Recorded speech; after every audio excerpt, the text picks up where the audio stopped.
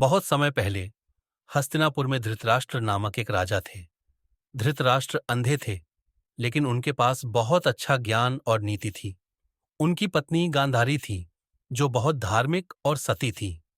धृतराष्ट्र और गांधारी के बाद एक और प्रमुख पात्र आते हैं, भीष्म पितामह, जो धृतराष्ट्र के काका थे और हस्तिनापुर के राज्यपाल थे। धृतराष्ट्र और गांधारी के कोई संतान नहीं थी, इसलिए उन्होंने राजर्षि व्यास से संतान के लिए आशीर्वाद प्राप्त किया। महर्षि व्यास ने उन्हें एक विशेष मंत्र दिया, जिसके द्वारा वे संतान प्राप्त कर सकते थे। गांधारी ने इस मंत्र से एक शिशु को गर्भ में धारण किया, लेकिन उसकी गर्भावस्था बहुत लंबी चली, लगभग 2 साल। इससे गांधारी परेशान हो गईं और एक दिन उन्होंने गुस्से में आकर अपने गर्भ को मारने के लिए एक कठोर वचन दिया। इसके परिणाम स्वरूप एक कठोर और घातक राक्षस जैसा बच्चा पैदा हुआ, जिसे दुर्योधन कहा गया। दुर्योधन कौरवों का नेता बना। गांधारी की एक और संतान भी पैदा हुई, लेकिन उस समय के नियमों के अनुसार उस बच्चे को भी दुर्योधन का ही हिस्सा माना गया। इस प्रकार कौरवों का जन्म हुआ, जिनकी संख्या कुल 100 थी। अब पांडवों के जन्म की कहानी सुनते हैं।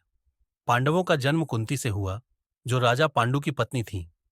पांडु के पास संतान की कोई संभावना नहीं थी, क्योंकि वह एक शापित राजा थे। कुंती को महर्षि दुर्वासा से एक विशेष मंत्र मिला, जिससे वह किसी भी देवता से संतान उत्पन्न कर सकती थी। कुंती ने सूर्य देवता से युधिष्ठिर, वायु देवता से भीम और इंद्र देवता से अर्जुन को जन्म दिया। बाद में कुंती ने माद्री से भी 2 पुत्र, नकुल और सहदेव को जन्म दिया। इस प्रकार पांडवों और कौरवों का जन्म हुआ। पांडवों में युधिष्ठिर, भीम, अर्जुन, नकुल और सहदेव थे, जबकि कौरवों में दुर्योधन, दुशासन और अन्य 98 भाई थे। ये दोनों परिवार बहुत बड़े शत्रु बने और उनका संघर्ष महाभारत के युद्ध में परिणत हुआ। इस जन्म कथा में हमें यह समझने को मिलता है कि किस प्रकार का वातावरण और घटनाएं पांडवों और कौरवों के व्यक्तित्व को आकार देती हैं।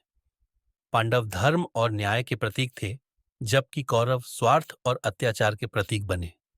महाभारत